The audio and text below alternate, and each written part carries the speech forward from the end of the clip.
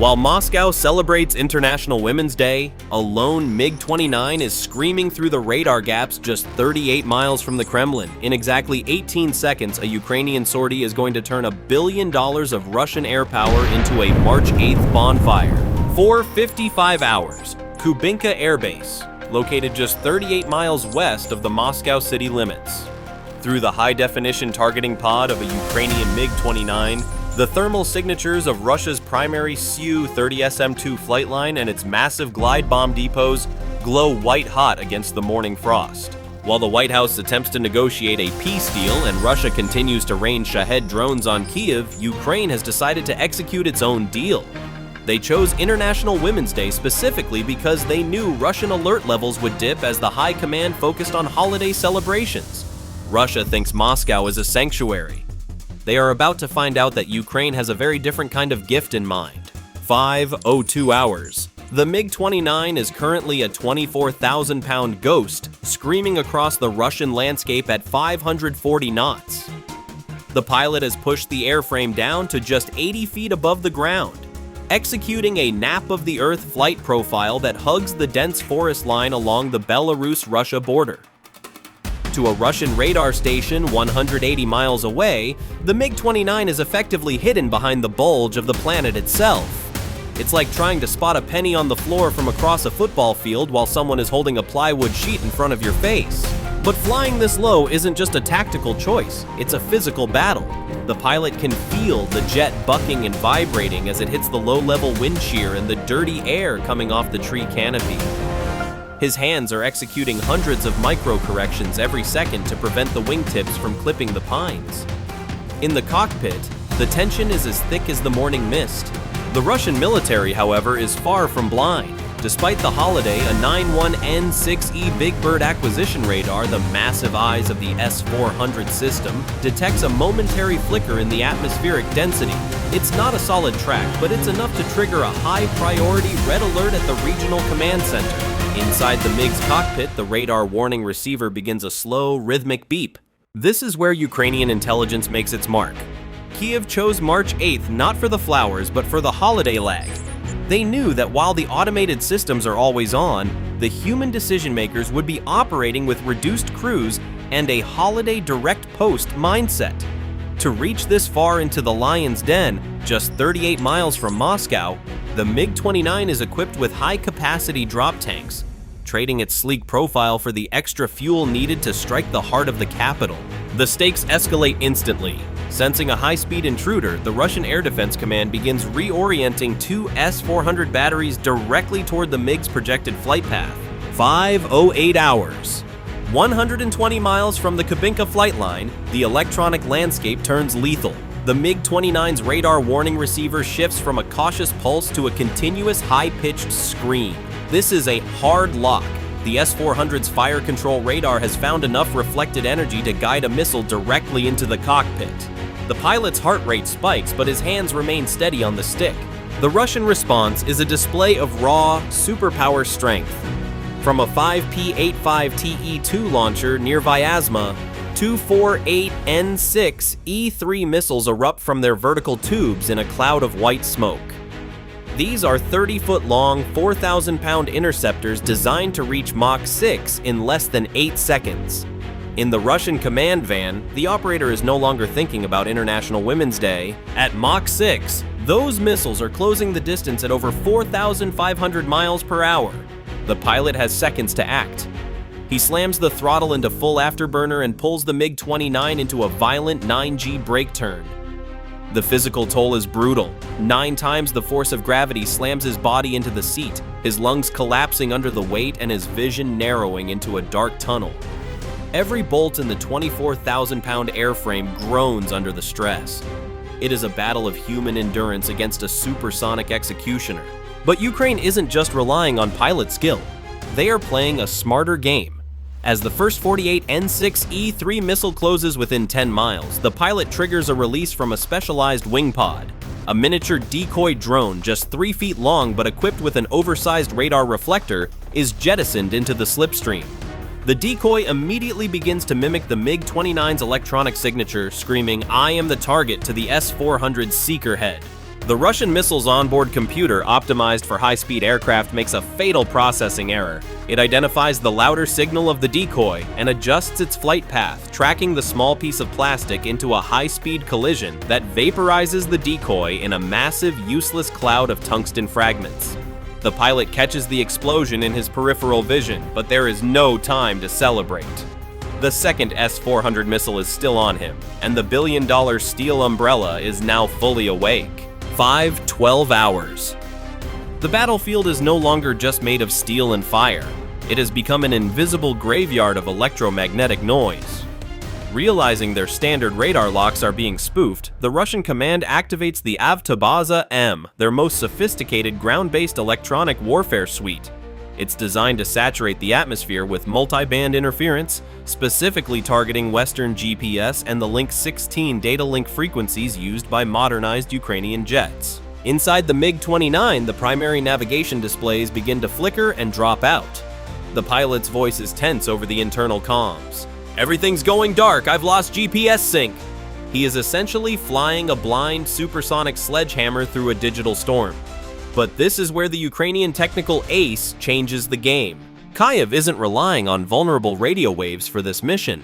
Under the wings, the AASM Hammer precision bombs are equipped with a specialized fiber-optic guidance modification. It is the ultimate tactical middle finger. While the Russian Avtobaza-M is shouting into an empty sky, trying to jam a radio signal that doesn't exist, the flight data for the Hammer bombs is traveling through a micro-thin thread of glass trailing behind the aircraft. It is a masterclass in low-tech brilliance beating high-tech arrogance. Think of it this way. Russia is trying to use a universal remote to turn off a TV, but Ukraine has plugged that TV directly into the wall with a 50-mile extension cord. You can't jam glass. Simultaneously, the pilot exploits the brutal laws of physics. He drops the MiG-29 even lower, skimming the frost-covered forest canopy at just 70 feet. By staying below 100 feet, he is using the ground clutter, the chaotic radar echoes from trees, hills, and buildings, to create a physical shield. The S-400's gravestone radar, limited by the Earth's curvature and its own mounting height, effectively loses another 15 to 20 miles of its detection range. To the Russian computers, the jet is just a flickering anomaly lost in the shadows of the Siberian pines. But the Russian military is nothing if not reactive. Seeing the S-400 struggle, the command center initiates a terminal escalation. They activate the S-500 Prometheus, the absolute peak of Russian air defense technology, boasting a 370-mile engagement range and an active electronically scanned array radar. This system is designed to intercept satellites in orbit, and it is now being retasked to find one lone, plywood-enhanced MiG-29. The steel umbrella has just become a microscopic, laser-focused hunter. The math for the final 60 miles has just reached a state of terminal tension. 12 hours. The battlefield is no longer just made of steel and fire. It has become an invisible graveyard of electromagnetic noise. Realizing their standard radar locks are being spoofed, the Russian command activates the Avtobaza-M, their most sophisticated ground-based electronic warfare suite. It's designed to saturate the atmosphere with multi-band interference, specifically targeting Western GPS and the Link 16 data link frequencies used by modernized Ukrainian jets. Inside the MiG-29, the primary navigation displays begin to flicker and drop out. The pilot's voice is tense over the internal comms. "Everything's going dark. I've lost GPS sync." He is essentially flying a blind supersonic sledgehammer through a digital storm. But this is where the Ukrainian technical ace changes the game. Kyiv isn't relying on vulnerable radio waves for this mission. Under the wings, the AASM Hammer precision bombs are equipped with a specialized fiber-optic guidance modification. It is the ultimate tactical middle finger. While the Russian Avtobaza-M is shouting into an empty sky, trying to jam a radio signal that doesn't exist, the flight data for the Hammer bombs is traveling through a micro-thin thread of glass trailing behind the aircraft. It is a masterclass in low-tech brilliance beating high-tech arrogance. Think of it this way, Russia is trying to use a universal remote to turn off a TV, but Ukraine has plugged that TV directly into the wall with a 50-mile extension cord. You can't jam glass. Simultaneously, the pilot exploits the brutal laws of physics. He drops the MiG-29 even lower, skimming the frost-covered forest canopy at just 70 feet. By staying below 100 feet, he is using the ground clutter, The chaotic radar echoes from trees, hills, and buildings to create a physical shield. The S-400's gravestone radar, limited by the Earth's curvature and its own mounting height, effectively loses another 15 to 20 miles of its detection range. To the Russian computers, the jet is just a flickering anomaly lost in the shadows of the Siberian pines. But the Russian military is nothing if not reactive. Seeing the S-400 struggle, the command center initiates a terminal escalation. They activate the S-500 Prometheus, the absolute peak of Russian air defense technology, boasting a 370-mile engagement range and an active electronically scanned array radar. This system is designed to intercept satellites in orbit, and it is now being retasked to find one lone, plywood-enhanced MiG-29. The steel umbrella has just become a microscopic, laser-focused hunter. The math for the final 60 miles has just reached a state of terminal tension. 0515 hours. The physical laws of supersonic flight are beginning to tear at the MiG-29's airframe. The successful interception of the decoy established in the previous phase wasn't a clean break. The shockwave from the 4,000-pound S-400 warhead creates a massive wall of wake turbulence. At Mach 1.2 and only 70 feet above the ground, this turbulence hits the jet like a physical sledgehammer. The RD-33 engines cough as they ingest the disrupted air, and the jet pitches violently toward the tree canopy.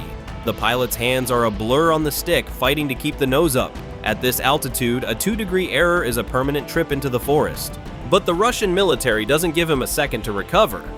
The S-500 Prometheus system, designed to track ballistic missiles at the edge of space, has zeroed in on the MiG's unique thermal wake. It doesn't wait for a status report. It launches the 40N-6, the absolute apex of Russian interceptor technology. This missile is screaming through the air at Mach 7, closing the final gap with terrifying efficiency. Inside the cockpit, the critical threat alarm is no longer a beep. It's a solid, vibrating tone. The 40N-6 is now just 1,800 feet away, a distance it will cover in less than a quarter of a second. This is the moment Ukraine reveals its true technical ace. The pilot slams a toggle on the throttle, activating an upgraded AI-assisted ECM pod that works in perfect synchronization with the fiber-optic guided hammer bombs. Instead of just broadcasting noise, the pod uses the fiber-optic link to handshake with the bomb's seeker head, creating a digital ghost of the MiG-29 that is offset by exactly 300 feet. The S-500's Mach 7 interceptor, moving too fast to adjust for the sudden data shift, slices through the empty air where the computer thought the jet was. The Russians are fast, and they are desperate. As the MiG-29 crests the final ridge, the inner defense layer, the Panzer S one-point defense units, surge into high gear. They aren't looking for high-altitude targets anymore. They are leveling their twin 30mm cannons directly at the horizon. The sky is suddenly filled with a curtain of tracer fire and 57 E-6 missiles. The math is now down to milliseconds. Every defensive correction by the Russians is met by a counter-move from the Ukrainian AI-assisted fiber-optic link. If the pilot or the software is off by a single heartbeat, the 24,000-pound jet and its pilot become a $1 million fireball. 5:18 hours, the final 43 seconds. Through the head-up display of the MiG-29, Kubinka Air Base finally emerges from the Siberian frost. It is a target-rich environment that would make any strike pilot's heart skip. Rows of Su-30SM-2 multi-role fighters parked wingtip to wingtip and the massive reinforced concrete bunkers of the regional glide bomb depot. These are the same munitions that have been terrorizing Ukrainian cities, and they are currently sitting in the open like $50 million paperweights. 5:19 hours. The release. The pilot squeezes the trigger, and the 24,000-pound airframe suddenly lurches upward, lightning as if he just dropped 3 school buses off the wings. The AASM Hammer high-precision bombs and GBU-39 small-diameter bombs are away. For the next 40 miles, the Hammers use their folding wings and the unbreakable fiber-optic tether to navigate the final approach. This isn't a chaotic carpet bombing. It is a surgical removal of Russian air power. The first Hammer bomb impacts the glide bomb depot with a closure rate of Mach 1.5. Its specialized penetrator warhead punches through 3 feet of reinforced concrete before detonating. The resulting physics are catastrophic. The initial explosion generates a 20,000 pounds per square inch overpressure wave, a force so immense it treats structural steel like wet tissue paper. But the real devastation comes from the sympathetic detonation of Russia's own inventory. Hundreds of tons of stored glide bombs ignite in a chain reaction that turns the Kubinka flight line into a volcanic crater. The thermal bloom is so intense it temporarily blinds the infrared sensors of the S-400 batteries 10 miles away. The aftermath is a total decapitation of Russia's regional air superiority. When the smoke clears, 8 to 10 Su-30S M2 and MiG-29 fighters are nothing but blackened skeletons of titanium and aluminum. The financial loss alone exceeds $800 million, but the strategic cost is even higher. What do you think? Was this the ultimate checkmate for the S-500 Prometheus? Or did the Russian defenders just have too much holiday champagne? Let me know in the comments.